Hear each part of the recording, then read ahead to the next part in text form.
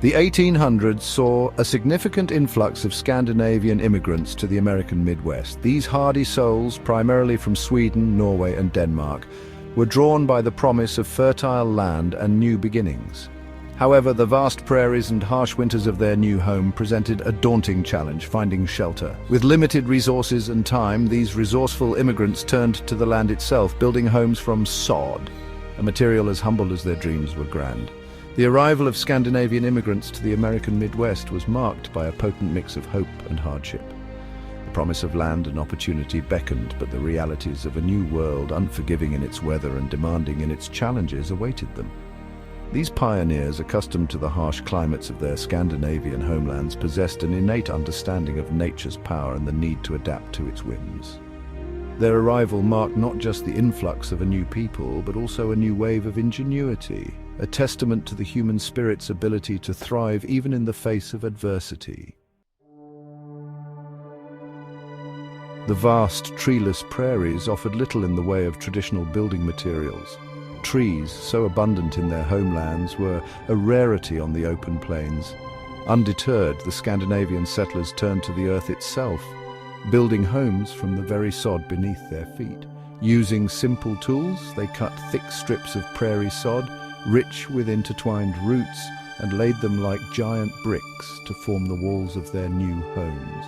The construction of a sod house, or soddy as they came to be known, was a labor-intensive process, a testament to the settlers' grit and determination.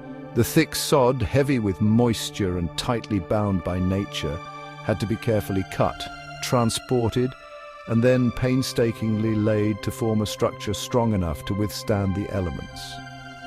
The roofs, often made of sod as well, were supported by a simple framework of wooden beams, scavenged or painstakingly hewn from whatever timber they could find.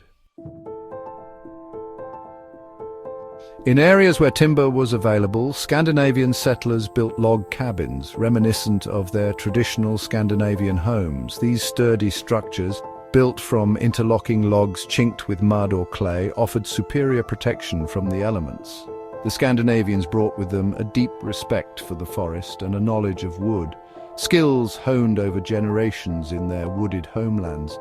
The construction of a log cabin was a testament to their carpentry skills, each log carefully chosen and notched to fit snugly into the next. The gaps between the logs were filled with a mixture of mud, clay, and sometimes straw, creating a surprisingly tight seal against the cold. A stone fireplace, often the heart of the cabin, provided warmth and a place to cook, its cheerful fire a beacon of comfort in the vastness of the prairie. Some settlers, recognizing the advantages of both building materials, combined sod and logs, creating hybrid structures that maximized warmth and stability. These combination huts, often partially dug into hillsides for added insulation, reflected the settlers' ingenuity and their willingness to adapt their building techniques to the materials at hand.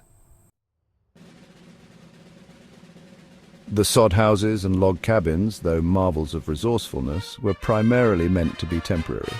They provided immediate shelter, allowing the settlers to focus on establishing farms and building new lives. As communities grew and prospered, these humble dwellings gave way to larger, more permanent homes built of wood or brick.